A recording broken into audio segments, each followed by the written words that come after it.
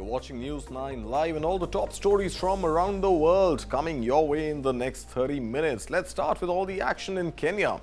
At least 13 demonstrators were killed and several others injured from clashes between police and protesters in Kenya's capital, Nairobi, as crowds opposed to the proposed tax hikes breached barricades to enter the parliamentary complex and set sections of the building ablaze.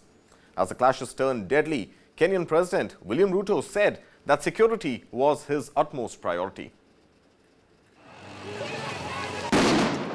Scenes of chaos in Nairobi on Tuesday after protests against higher taxes turned deadly. Video showed some bodies lifeless in the street after police fired on demonstrators trying to storm the legislature. Mr. Speaker, sir, I'm here to address you. Footage obtained by Reuters showed some protesters inside Kenya's National Assembly chamber, demanding the resignation of Kenya's President William Ruto. In a televised address to the nation, Ruto said the security of Kenyans remained his utmost priority and blamed the violence on, quote, dangerous criminals. Today, Kenya experienced an unprecedented attack on its democracy, rule of law, and the integrity of its constitutional institutions. An otherwise legitimate expression of the fundamental rights and freedoms of assembly, demonstration, picketing, and petitioning of public authorities by a section of law-abiding citizens of the Republic of Kenya was infiltrated and hijacked by a group of organized criminals. Earlier, protests overwhelmed security forces after Kenyan lawmakers approved legislation to raise taxes. Police opened fire after tear gas and water cannons failed to disperse the crowds. Sections of the parliament building were set ablaze. Local media said lawmakers were evacuated through an underground tunnel. Protests and clashes also took place in several other cities and towns across Kenya. In the coastal city of Mombasa, protesters voiced their opposition to the tax hikes. The taxes are so high.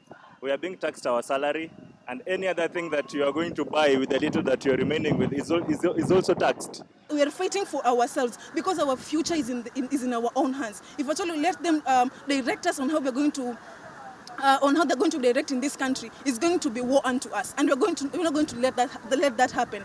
Later on Tuesday, Kenya's defense minister said the army had been deployed to help the police deal with a security emergency, which had resulted in the destruction and breaching of critical infrastructure. The finance bill aims to raise an additional $2.7 billion in taxes, part of an effort to lighten Kenya's heavy debt load, with interest payments alone consuming 37% of annual revenue. In Washington, the White House said the United States was closely monitoring the situation in Nairobi and urging calm. UN spokesperson Stephane Dujarric said that United Nations has urged restraint in Kenya by police and security forces and called for protesters to be peaceful. Listen in. We're obviously looking at what is going on in Nairobi and in Kenya, where Secretary General is obviously deeply concerned over the reported violence that we've seen connected with these protests and these street demonstrations. He's very much saddened by the reports of deaths and injuries, including journalists and medical personnel. We're also very concerned about reported cases of targeted arbitrary detentions. It is very important that the rights of people to demonstrate peacefully be upheld. As we say anywhere around the world, it is up also to authorities to ensure that those rights are respected and that all incidents of deaths in the hands of security forces be fully investigated, that people be held to account. He urges the police and the authorities and security forces in Kenya to exercise restraint and for the demonstrators to act